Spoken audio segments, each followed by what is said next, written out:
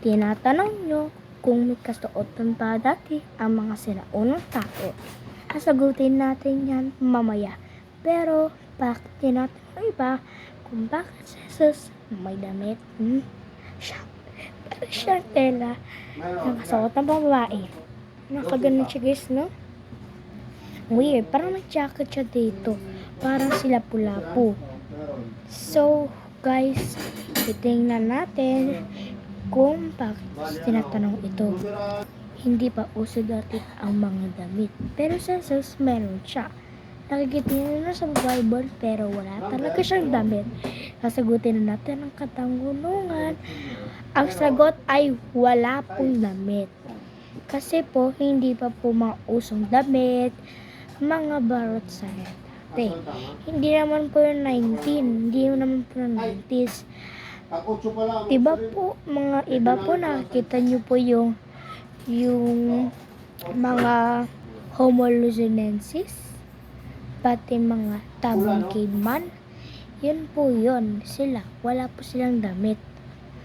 At ang usapan natin ang tabong caveman at Homo luzonensis.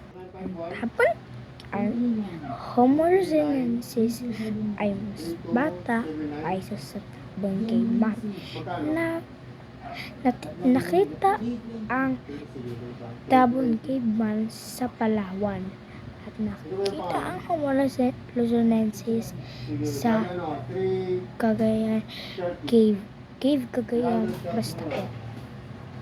Ang Homo luzonensis ay nakita ng 2007 at kung ang tabong caveman ay nakita noong 1962. Natutuklasan to, merong Amerikanong nakakita at Pilipino. May pinagkaiba rin sila. Meron silang pamumuhay na magkapareho, ang kanilang mga trabaho, ang paggawa ng mga apoy dahil sa mga kasangkapan. Ang tawag dito, nilalagyan nila ng bato. Kiskisin nila o kaya kahoy, pero mas ginagamit talaga ang bato. Isa pa, ang bahay nila ay sa kuweba. Doon, sila ay na pinapahalagan sa ulan at sa mainit at sa mga mababangis na hayop.